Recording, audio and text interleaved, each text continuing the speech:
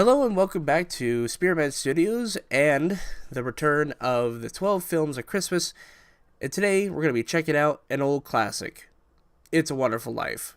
I think by now we all know what It's a Wonderful Life is all about, but for the few who still think that black and white movies are dated and pointless, this copy of the film has a colorized version, so you will feel right at home. But for those who need a synopsis, here we go. We follow the life of George Bailey, played by James Stewart, who is an honest working man who helps run the banks in Bedford Falls.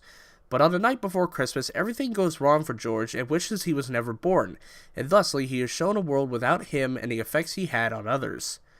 This film was directed by Frank Capra after World War II, and it really shows. The way certain elements like how the war was depicted in its small town America, and how it ultimately panned out for some of the characters after the fact, added a sense of realism to the piece. That was aside from Capra himself going out with American troops in World War II to document such events, and you could also find out what other things he did in the book Five Came Back by Mark Harris, which is also now an adaptation on Netflix. Tangent aside, I really like this film. Is it slow at the start?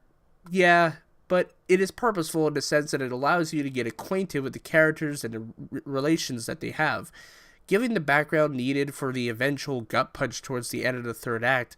The acting here is great from most of the cast. The overall message it presents in humility and reconceptualizing one's own position in life is great.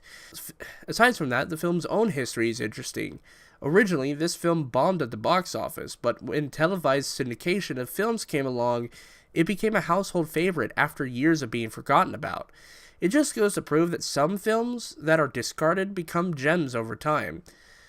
I think this is a charming, little heartwarming piece of American Christmas. And does it at times have its own dated morals backwards? A little bit. But what is there is the heart of what makes life worth living for. And I'm going to give It's a Wonderful Life an A-. Thank you guys so much for watching my reviews. And check back tomorrow for a brand new review. And I'll see you behind the scenes. Peace.